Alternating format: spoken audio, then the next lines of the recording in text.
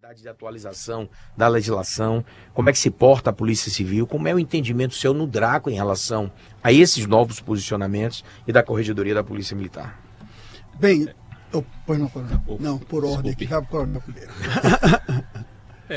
Veja bem, Geraldinho, o uso irresponsável das redes sociais não garante a impunidade do crime. Certo. Por quê? Porque, no nosso caso, nos crimes militares, a Corregedoria ela vem se atualizando, vem se equipando, vem se preparando para enfrentar esses novos desafios, né?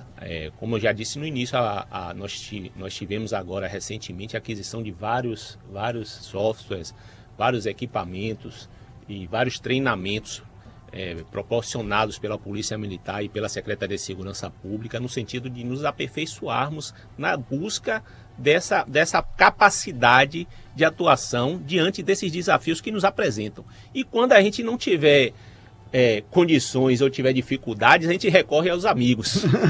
Né? Tá aqui o DRACO, o DHPP, o próprio Ministério Público, são todos parceiros nesse enfrentamento. Afinal, nós temos um objetivo comum, né, de enfrentamento ao crime. Então, esse é o nosso posicionamento. Então, assim, as pessoas precisam se conscientizar de que nós devemos ter responsabilidade nas nossas ações. Não é porque a gente está ali em um pseudo-anonimato que a gente pode fazer o que nós queremos, né? Não funciona dessa forma. Não funciona. Tem que ter responsável com a vida das pessoas que serão atingidas por aquelas informações, né?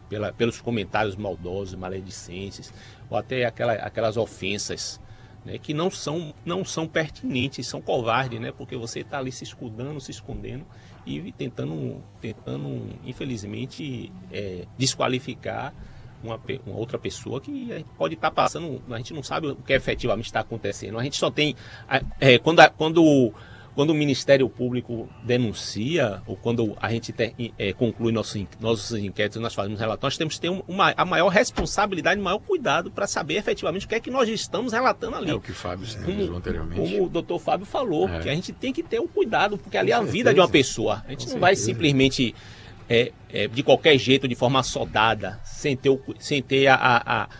o zelo pelo que a gente está apurando, qual é o fato, o que é que a gente prova através das provas técnicas, das provas testemunhais, de qualquer tipo de prova que a gente tem ali em relação àquele fato. Aquilo ali é verossímil, há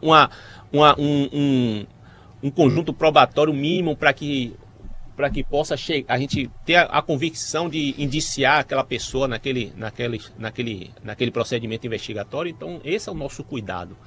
Nós temos essa responsabilidade e essa consciência do que nós estamos fazendo. Não estamos fazendo a coisa de forma assodada, nem de forma irresponsável. Como lida a Polícia Civil, Fábio, o DRACO, nessa sinalização aí, eu vou até no mesmo caminho aí de Matheus Simoni. Novos crimes, novas demandas, evolução da sociedade, posicionamento das forças de polícia, entendimento, necessidade de reformulação e atualização da legislação, como vai deparando, principalmente dessa relação da força ou das forças de polícia junto ao judiciário?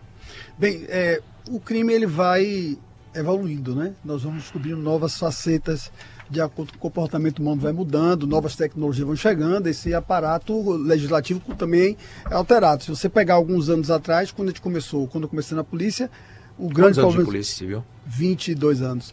Quando comecei na polícia, um dos grandes problemas que nós tivemos foi a questão de assalto a banco. Hoje você já viu que já deu aquela diminuída, já é outra especificidade. Hoje é a questão das redes. Caiu muito de assalto. Muito. Praticamente, assalto a banco, assalto a ônibus, você lembra? Era demais, era uma constante. Então, hoje são as redes sociais. Na verdade, as redes sociais estão sendo utilizadas, né, como instrumentos por algumas pessoas para cometer crimes. E hoje nós temos do lado, Jorge é um dos especialistas, né, seu amigo Jorge Figueiredo, um dos especialistas nesses crimes. Delmar também é um especialista. Também. Então, a polícia está preparada para fazer esse combate com Arthur Guimarães está lhe ouvindo aqui também, grande Arthurzinho. Também.